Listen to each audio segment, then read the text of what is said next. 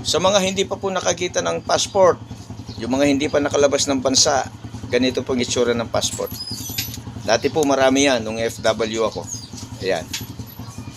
Yung mga expired na, ito ang aking pinaka-latest. Ganito pong itsura ng passport.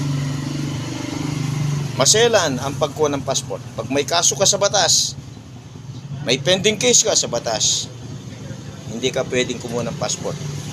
Lilitaw yung kaso mo. Hindi ka makakuha. Napakaselan po nito. May kaso ka sa batas.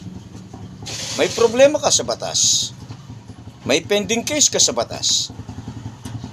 Tapos may naipakita kang passport. Sasabihin mo sa iyo, maaring yun ay hiniram mo lang. O kaya maaring yun ay kung tawagin na fake passport. Halimbawa, sinasabi mo may passport ka. Wala ka namang maipakita na passport. Anong tawag po doon?